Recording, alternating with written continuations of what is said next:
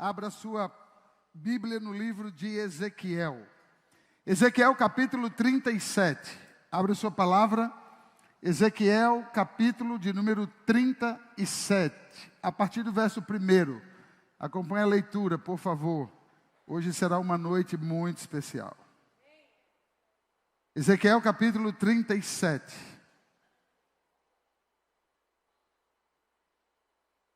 Vá achando, por favor, na sua Bíblia. Ezequiel capítulo 37. Encontra? Já encontrado, deu glória a Deus. Vamos orar? Estenda sua mão direita. Pai, na autoridade do nome de Jesus. O nome que é sobre todo nome. Nós só estamos aqui hoje, meu Deus, por tua infinita misericórdia. Queremos te agradecer por tua bondade e tua fidelidade e pela presença de cada um que está nesse lugar. Obrigado, Espírito Santo, pela presença também de todos aqueles que estão online. Que o Senhor possa chegar com essa unção na vida de cada um deles, para a glória do teu santo nome.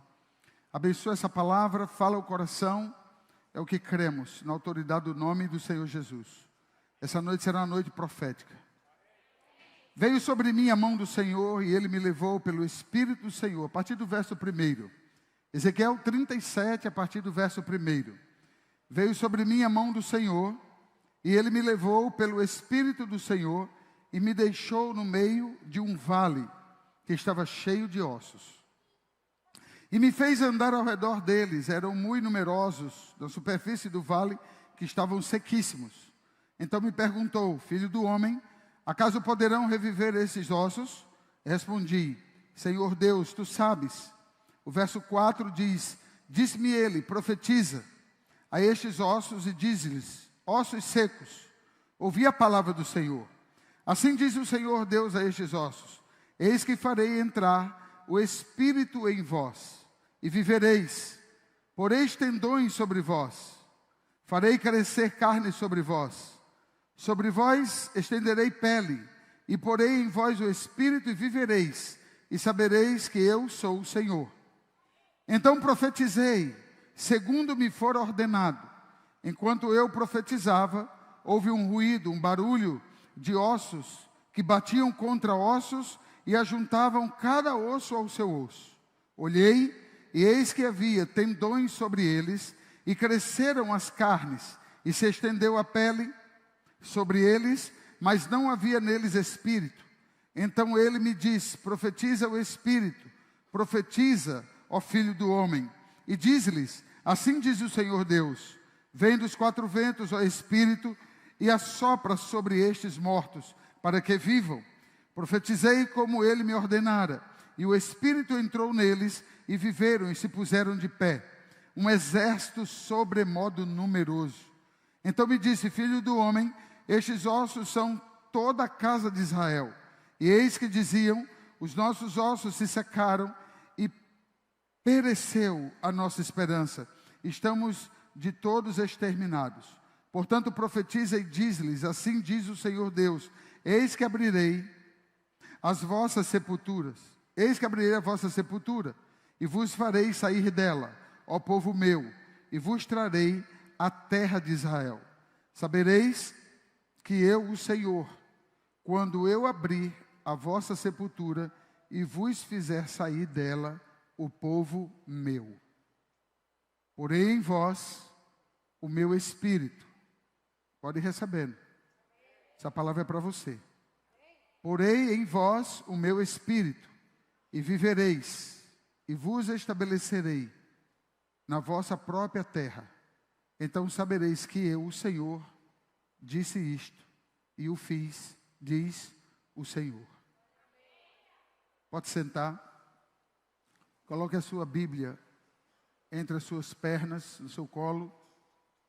Deixe suas mãos livres. E eu quero que você dê um forte aplauso a Jesus por essa palavra. Certo pregador disse que Deus chamou Ezequiel e levou ele para um lugar. E esse lugar era um lugar onde só tinha ossos. E ele perguntou a Ezequiel, ele estava narrando essa história. Mas o profeta conta, o pregador contou o porquê Deus o levou. E porquê Deus tinha tanta fé e porquê Deus tinha tanta esperança que ali poderia surgir um novo exército. Porque quando Ezequiel olhou, e quando Ezequiel teve a visão que Deus mostrou para ele, Ezequiel só via ossos separados. Não era um cemitério, onde os que morrem, depois de alguns anos, fica o corpo, fica ali a caveirinha. Essa visão aqui, Ezequiel não viu, ou Deus não mostrou a Ezequiel, ossos organizados, cadáveres. Eram ossos espalhados por todo canto. Era cabeça em um lugar, cotovelo em outro, joelho em outro, braço em outro, tornozelo em outro. Estava espalhado. Pior do que até então um cemitério. Já não tinha vida, imagine a desorganização. Mas o que o pregador falou é que Deus, Ele, diante de tudo que Ele vê, Ele sempre tem uma palavra de vida e sempre tem uma solução. E o pregador disse que no coração, isso é uma história, no coração de Deus, Deus não estava vendo ossos. Deus estava vendo não somente os ossos, mas Ele estava vendo se ali existe ossos hoje, um dia existiu vida. Parece simples isso. Mas quando você entra em um cemitério, porque alguém que você conhecia faleceu, você passa pelas covas, e você tem a lembrança de pessoas, de familiares, amigos, mas você não entra crendo que um túmulo daquele pode sair a pessoa que lá estava. E quando nós abrimos aquilo ali, nós encontramos ossos, e nós só conseguimos enxergar ossos. Deus não. Deus entende que se ali existiu ossos, ali um dia existiu pessoas. E se um dia existiu pessoas, por que essas pessoas não podem vir existir novamente? Foi a palavra que Jesus deu em João capítulo 11, sobre a morte de Lázaro. Aquele que crê em mim, ele poderia parar aí. Aquele que crê em mim, ele poderia dizer assim, terá vida eterna. Mas Jesus disse, aquele que crê em mim, ainda que esteja morto, ele pode voltar a viver. Essa palavra, ela é 100% profética, mas é uma palavra extremamente esperançosa. Para que você possa perceber que muitas áreas da nossa vida pode estar morta hoje, agora. Mas eu quero te dizer que Deus pode olhar para você e pode ressuscitar essa área na sua vida. Eu quero dizer que você pode olhar para alguém e não ter mais esperança. Não encontrar mais no seu coração espaço para crer. Talvez você possa olhar para alguém da sua própria família, sangue do teu sangue, e os teus olhos estão ressecados, porque não tem mais lágrimas para chorar. Porque no fim de tudo, não cremos mais. Parece que o fato de crer está ligado só a uma questão daquilo que conseguimos enxergar, ou algo pronto, ou algo que está se aprontando. Mas aqueles que ficaram para trás, talvez não há em nosso coração a esperança de que Deus pode sim fazer alguma coisa. Eu não estou dizendo aqui que temos que sair daqui correndo atrás daqueles que desistiram. Quem desistiu, desistiu. Aí depende de quem desistiu, tem que ter um cuidado, porque se aproxima dele, ele vai levar você para o buraco que ele está. Você tem que ter cuidado. Mas quando se trata de não poder fazer nada, uma coisa tem que ficar em nós, é a esperança. Temos que pregar, vir para os cultos, para os nossos grupos nas casas, na certeza de que um dia alguém pode entrar por essa porta. E será o recomeço dessa pessoa. Por que não aquele que morreu espiritualmente pode ressuscitar? Por que não aquele que morreu espiritualmente, por quebras de princípios, violou princípios, e quem sabe, Deus dando a ele uma oportunidade, uma segunda oportunidade, pode voltar mais maduro, mais crente, e aquele fruto, aquele discípulo que tanto deu trabalho nas nossas mãos, pode se tornar um dos maiores avivalistas dessa igreja. Dê um aplauso a Jesus. Ezequiel capítulo 37. Acompanhe por favor na sua Bíblia o verso 1 e 2. Está falando que Deus é o que leva e Deus é o que mostra.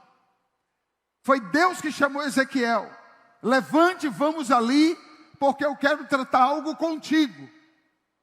O que é interessante é que depois que ele tira Ezequiel da situação que ele estava, do local que ele estava, leva Ezequiel para um lugar e ali dá uma visão a Ezequiel. E a visão que Ezequiel teve não foi muito agradável. Quando nós entregamos a nossa vida a Jesus, quando nós estamos buscando Deus com fidelidade, buscando Deus com aliança, e no meio do processo, ou no meio do caminho, acontece algo conosco que nós não temos uma explicação, e eu falo algo não muito agradável, aí nós temos a mania de querer parar tudo, questionar Deus, para querer saber o porquê daquela situação, e não dar mais um passo à frente, se Deus não deixar as coisas bem claras.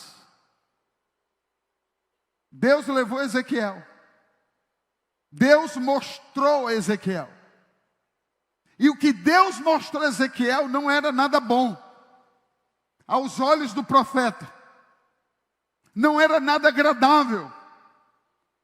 Não estava gerando Ezequiel em nada. Não estava edificando Ezequiel em nada. Deus levou ele para um cemitério totalmente desorganizado.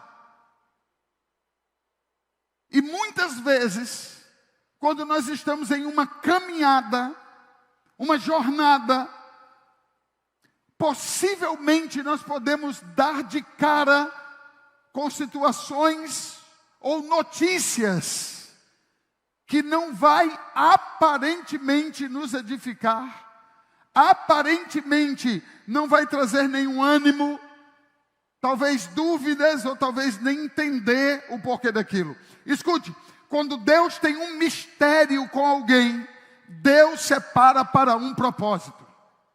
Eu vou repetir. Quando Deus tem um mistério com alguém, quando Deus tem uma chamada para alguém, e por que eu estou falando mistério? Eu estou pregando aqui para pessoas que estão presencial e pessoas online. E você sabia que Deus já pode ter separado você para um propósito? O qual você não sabe ainda. Você sabia que Deus já pode no coração dele ter preparado para você um ministério que vai te confiar dentro dessa igreja?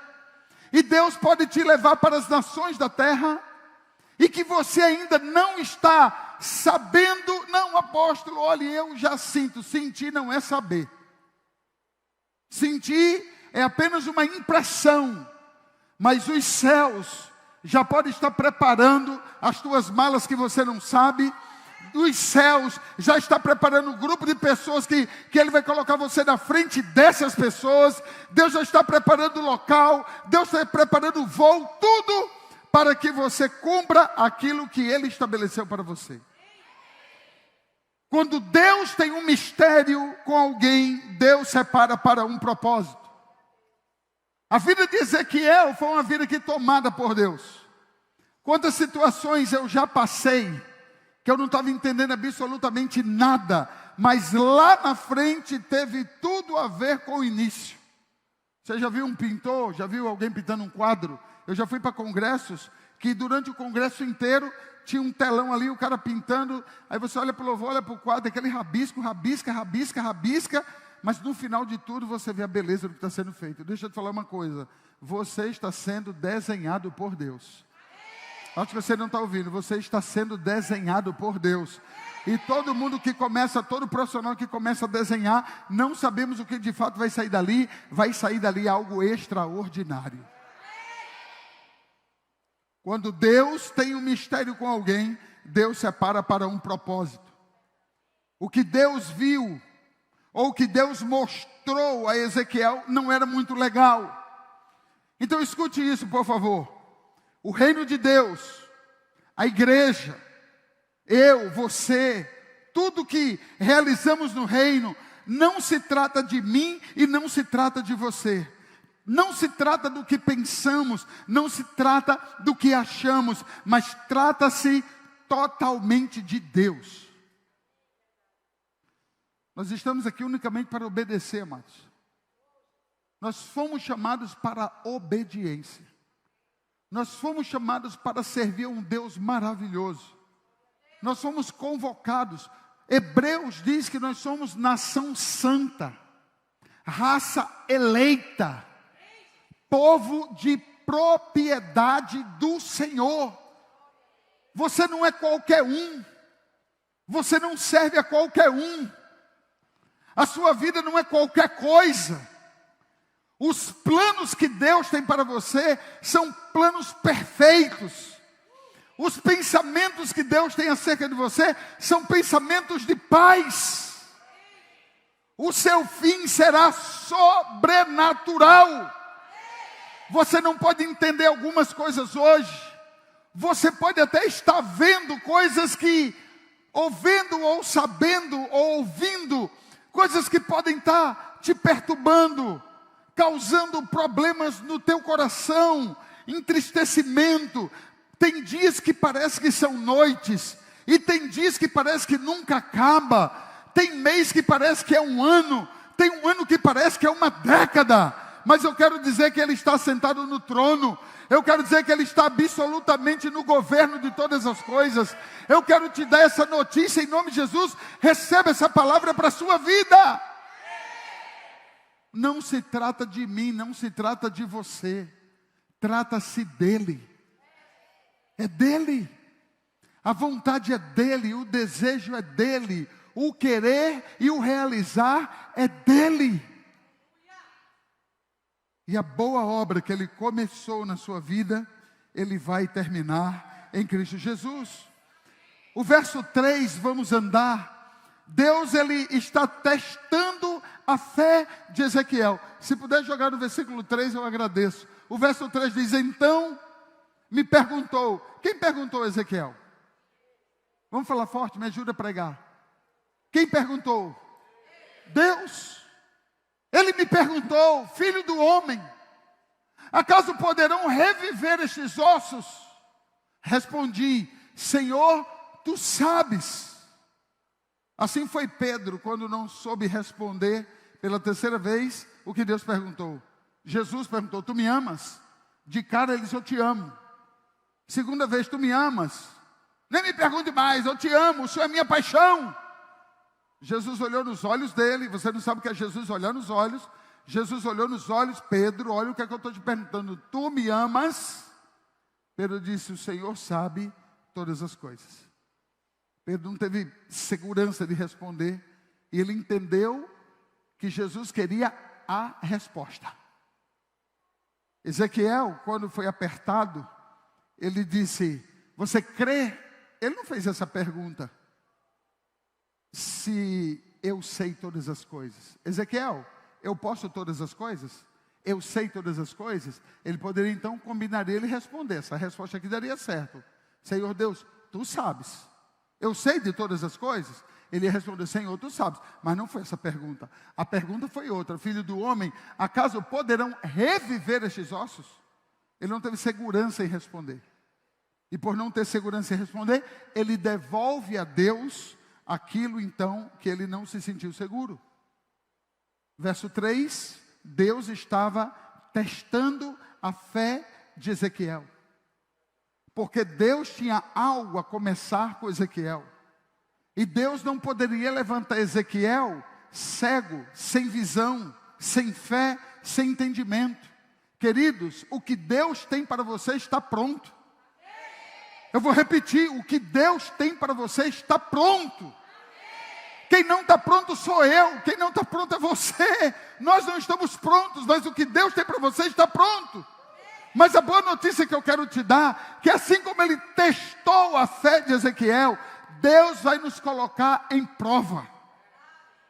E Deus não vai colocar em prova para te reprovar. Deus vai te colocar em prova. Deus vai te testar. Porque Deus já escolheu você.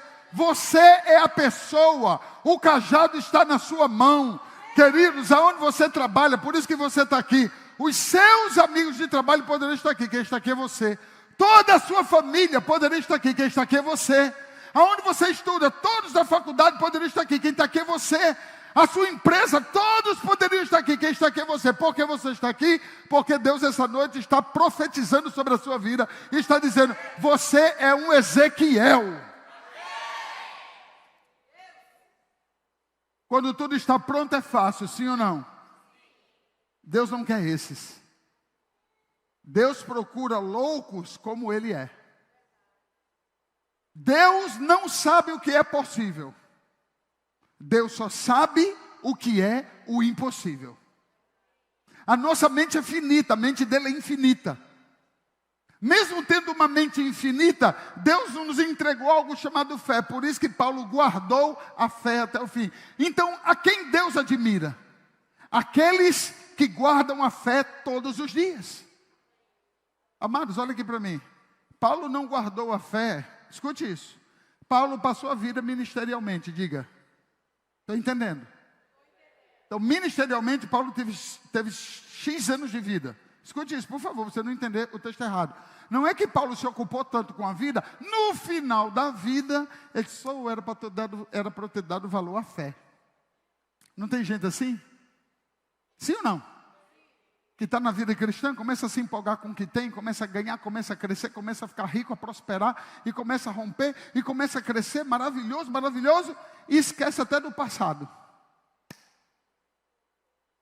Aí quando está numa situação difícil, ou quando perde tudo, ou quando tudo passa, que Salomão diz que tudo é vaidade, aí, ai meu Deus, eu vou me agarrar com o evangelho. O texto não fala sobre isso, Timóteo. O texto diz assim, o texto deixa claro, de tudo que Paulo fez, de tudo que Paulo andou, e todo o tempo que Paulo passou, sempre a fé foi mais importante.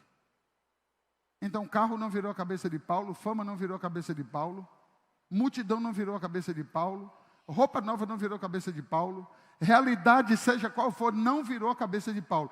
Todo o tempo, do começo, do que Deus o chamou, até o fim, ele guardou fé, guardou fé, guardou a fé, guardou a fé, guardou a fé, guardou a fé. No final ele disse, eu estava certo, eu discerni bem, diante de tudo que possamos conquistar nessa vida, o que nós não podemos perder é a fé, que é a presença real do Espírito Santo chamada unção. Dê um aplauso a Jesus. Quando você vê tudo pronto, é fácil você crer. Quando você olha e não vê nada pronto, para que a partir da tua fé as coisas começam a surgir, aí o desafio começa. Ezequiel foi testado. Deus tinha coisas maiores para Ezequiel, mas Deus não poderia entregar. Amados, receba, isso aqui é profético na sua vida. Deus tinha coisas maiores para Ezequiel, mas ele não poderia entregar as coisas maiores sem antes preparar Ezequiel. Tudo que você passou na sua vida, do seu nascimento até hoje, o que você entender de bom e de ruim, a mão de Deus estava com você. E quero te dizer que o dia de hoje é o dia que o Senhor te trouxe para cá. Você é a soma de tudo que você passou, de tudo que você vivenciou, para você estar aqui agora. E a partir de agora, eu tenho profetizado um novo ciclo pela fé, uma nova história. O Senhor está mudando corações, o Senhor está mudando minha mente, o Senhor está mudando a igreja. Eu quero dizer que novos ciclos estão surgindo. Eu quero dizer que Deus vai te colocar nesses novos ciclos. Eu quero dizer que Deus... Tudo que você passou, nada foi perdido. Quem te deixou, quem te abandonou, que você perdeu, que você ganhou, tudo estava no controle da mão de Deus para Ele ter trazido você até aqui. E aqui Ele está anunciando, você está ficando pronto, você está ficando pronta, e eu te colocarei em lugares maiores.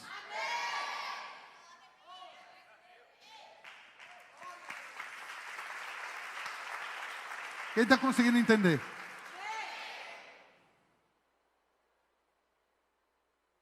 Amados, a gente vive num planeta chamado Terra. E a Terra nos ensina que só podemos crer e ter convicção das coisas daquilo que eu pego, que eu toco e que eu cheiro e que eu sinto. Você precisa ativar no mundo espiritual a sua fé. Hebreus, capítulo 11. Ali tem uma lista de heróis da fé. Hebreus capítulo 11 fala de Jefté, fala de Moisés, de Sansão, de Abraão, fala de Davi. Ali tem uma lista. Aquela lista ali Deus escreveu para aqueles dias e para nós e para todas as gerações até Ele voltar. Quem era Davi? Quem foi Abraão? Quem foi Sansão? Quem foi Raabe? Pessoas como eu e você, que erraram, que tentaram várias vezes e não deram certo. Pessoas que deram as costas para o Senhor por um tempo e depois se voltaram para o Senhor e o Senhor os recebeu.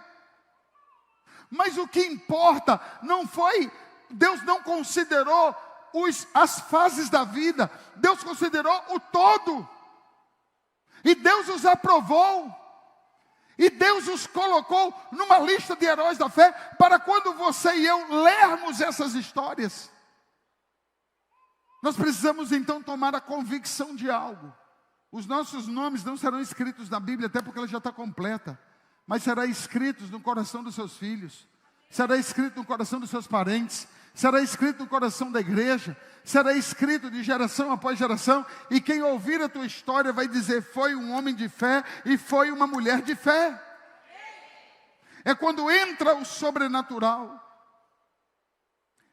Ele queria que Ezequiel não só visse aqueles ossos, mas ele queria que Ezequiel tivesse uma mente de sobrenatural.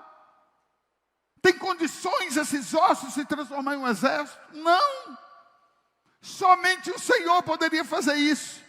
Deus gostou disso, porque Ezequiel começou a crescer a sua fé, que somente Deus poderia fazer. E escute, amado, somente Deus vai fazer por tua casa. Somente Deus vai fazer por teus filhos.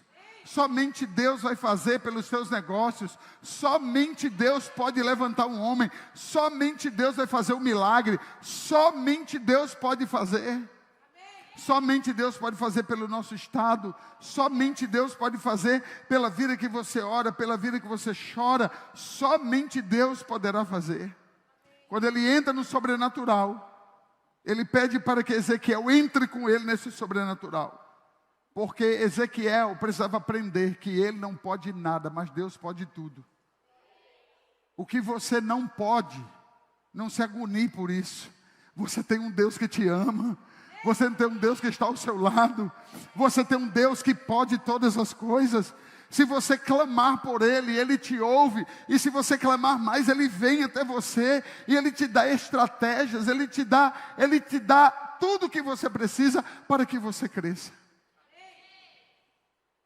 O que você está vendo na sua casa? O que você está vendo no seu trabalho? O que você está vendo dentro da própria igreja? Deus está querendo te usar. Você já percebeu por que você vê tanto problema e você bate de frente de tanto problema? Tem pessoas que talvez já disse assim para você: você é uma pessoa muito complicada. Você é um para-raio de confusão. As pessoas não sabem quem é você, mas Deus sabe quem é você. E por Deus saber quem é você, Deus está me usando para te dizer: você é um Ezequiel. Amados, quem tem visão de problemas, e se você souber a importância e o valor de um problema, a sua vida muda. Muda financeiramente, sua vida muda emocionalmente. Seja inteligente. Pare para pensar. Quem são as pessoas mais ricas desse planeta? Quem são os milionários desse planeta? Olha nos meus olhos agora. E deixa eu te anunciar. Eles são ricos, milionários, bilionários, porque eles têm mente de gênio, de resolver problemas que outros não conseguem. Quem despreza problema, quem faz de conta que o problema não existe, esse é o preguiçoso. E o preguiçoso, ele vai terminar na sua pobreza, na sua escassez e na sua ruína. Você não pode ter preguiça diante de um problema. Você precisa se esforçar diante do problema. Amados, perseverança não é algo do espírito, e sim do caráter. Perseverança é algo do caráter de um homem, de uma mulher. Não existe, amados, o dom da perseverança. Existe um caráter forjado nas lutas. Existe homem e mulher que diz: eu vou fazer até dar certo. Eu não vou desistir. Se eu tenho um Deus por mim, então eu já sei que ninguém pode se levantar contra mim. Nenhuma língua felina, nenhuma palavra contrária pode trazer alguma derrota para mim, porque o Deus quem eu sirvo é o Senhor das guerras e das batalhas. Os problemas que estão diante de mim, eu vou resolvê-lo, porque o Senhor me deu unção para isso. Preguiçosos são inconstantes, inconstantes não têm discernimento, e quem não tem discernimento permanece como está. Deus colocou um problema na frente de Ezequiel, e ele queria saber como Ezequiel se comportaria. Ele mostrou um problema, amados. Quem tem grandes problemas aqui, levanta a mão. É o maior sinal de que Deus é com você. Como é que tu vai pregar que o teu Deus é impossível? Como tu vai pregar? A não ser que tu pregue o que Deus está fazendo na vida dos outros. É muito bom falar de Moisés. Gente, eu estou aqui essa noite para dizer que Moisés, olhe Moisés, foi ele. Você está contando apenas a experiência dele. O que Deus quer fazer com você é parar você diante do mesmo mar que ele parou Moisés. E você ter fé de pegar o cajado, tocar, e esse mar que não é mar, seja o mar de problemas, seja o mar de enfermidade, você parar diante dele e você dá uma palavra, e essa palavra se cumprir, o mar abrir. Não adianta você falar de Abraão, porque Abraão, o pai da fé, que pegou o seu filho em sacrifício, trata-se de você. De você olhar para o teu filho, olhar para a tua filha, que eles podem estar sendo consumidos por droga, os teus filhos podem estar sendo consumidos por uma doença, os teus filhos podem estar sendo consumidos por um desvio, e ele espera que você seja um Abraão. Mesmo com o filho no sacrifício, Abraão creu, Abraão esperou, Abraão semeou, Abraão ofertou, e Abraão disse a palavra-chave: o Senhor proverá. Eu quero lhe dizer que é muito bom você subir aqui e dizer: Deus me usou para restaurar o meu filho, para trazer o meu filho de volta, para fazer algo extraordinário na vida dele, porque nunca desisti dele. Eu profetizei dia e noite, noite e dia. Eu não me cansava, e o Senhor fez esse milagre. Deus vai fazer milagre na sua vida. Eu acho que você ainda está dormindo. Deus vai fazer milagre na sua casa. Deus está lhe mostrando o quê? O seu filho, a sua família, o seu marido, a sua esposa. Qual é o problema aqui na igreja, na empresa, não importa. Qual o sonho que você tem? Qual é o empecilho que já apareceu antes do sonho?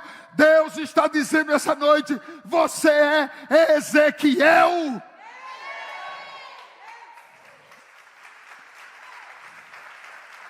Sabe por que você vai avançar quando sair daqui? Me diga por quê. Não por causa de você, mas porque o Senhor é contigo. O Senhor é contigo. Diga isso para 3 pessoas: o Senhor é contigo, o Senhor é contigo. O Senhor é contigo.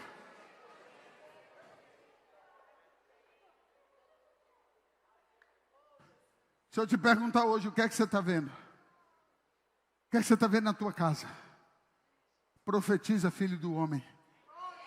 Do verso 6 até terminar esse capítulo, é o tempo todo: profetiza, profetiza, filho do homem, profetiza, profetiza.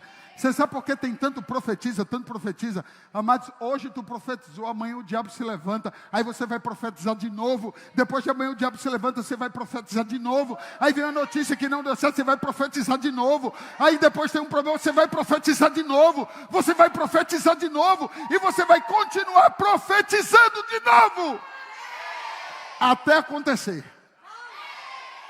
Porque vai acontecer. E não tem essa fé. Meu Deus, para com essa agonia. Relaxe, diga: já aconteceu. Tem gente que agarra aqui: meu Deus, parece que é pensamento positivo. Parece que assim vem. Já veio. Diga: já veio. Verso 4 e 5, o problema não se trata... Olha só, querido. Verso 4 e 5, o problema não se trata do problema. O problema aqui é a falta do profeta. Parnamirim não é problema, Natal não é problema, Rio Grande do Norte não é problema. Todas as vezes que vai falar do PIB do Estado, Natal é uma das cidades mais pobres. Mentira, eu não recebo essa palavra. Nós vamos prosperar nessa terra, estamos prosperando nessa terra. Nós vamos dançar uma dança nova nessa terra. Nós vamos trazer o mundo aqui para dentro, que seja pelos business, que seja pelo avivamento, que seja pela igreja. Natal será reconhecida como uma das cidades mais prósperas desse estado. Aí aqui é cheio de sinais, e a gente não toma posse por fé. Onde é que está o maior cajueiro do mundo? Você não sabe onde está o maior cajueiro do mundo? Parnamirim, estado de Rio Grande do Norte, frutos gigantes daquele. Onde é que está a maior concentração de sal? Vocês estão rindo de geografia, você não conhece Natal, Rio Grande do Norte, você imagine outras perguntas se eu fizesse. Onde é que está a maior concentração de sal? Eita, Macau, Mossoró, aonde, minha filha? Por favor, gente. Diga aí um profeta que não sabe o estado. Vai profetizar o quê? Isso é Macau, gente. O que é que o sal faz na Bíblia? Nós somos sal e luz do mundo. Você tem que olhar para o Rio Grande do Norte e profetizar. Você tem que olhar para o estado e declarar. Você precisa profetizar. Ande por essas ruas, profetize, filho do homem, profetize portas de emprego, profetize portas de concurso. Amados, eu quero profetizar nessa terra, que os jovens dessa igreja não precisarão sair para outro lugar para ganhar dinheiro. Você vai ser aqui uma pessoa estratégica.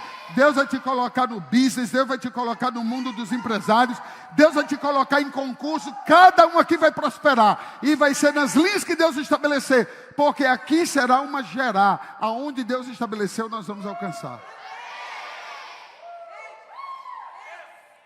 Eu termino a palavra dizendo, do verso 6 ao verso 14, a profecia se cumpre. Verso 4 ao 5, Deus fala. Versos 6 ao 14, ela se cumpre. O que é que você precisa ter para conquistar? Você precisa ter fé e você precisa ter paciência. Você precisa ter fé e você precisa ter paciência. Você sabe qual é o nosso grande problema, amados? Crê hoje, mas já não crê amanhã. É uma fezinha. Estou segurando a língua, porque eu estou como profeta. É uma fezinha full. Viu? Pronto. O Senhor usou a irmã. Estamos em unidade. É uma fezinha. Só fezes. Nada mais. Você recebe uma palavra dessa de Ezequiel 37. No vale dos ossos secos. Olha aqui para mim por último. Não é Deus que profetizou. É Deus. Olha como Deus delega funções. Olha como Deus delega funções. Não é Deus que profetizou. Deus mostrou o problema. E disse, Ezequiel, te vira nos 30. Amados, quem te deu a tua família foi Deus. Quem te deu os teus negócios foi Deus. Quem deu o vale dos ossos secos para Ezequiel foi Deus. Deus disse para Ezequiel, você está vendo, você crê? O Senhor sabe. Você crê, Ezequiel? Creio. Então profetiza você. Se é você que crê, profetiza você. Isso chama-se autorresponsabilidade.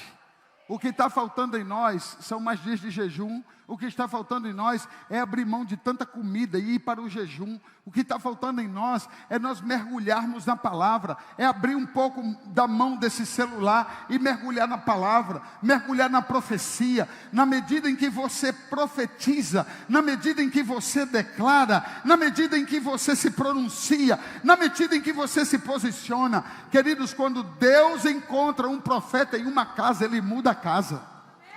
Acho que você não entendeu. Quando Deus encontra um profeta em uma casa, Ele muda a casa. Eu acho que você me leva na brincadeira. Eu acho que a gente está tão amiguinho, tão íntimo, que você está esperando um pregador de fora para sentir que Deus está falando. Mas não me interessa isso. Tem gente aqui que escuta pelo Espírito. Quando Deus coloca um profeta em uma casa, Ele muda a casa. Quando Deus coloca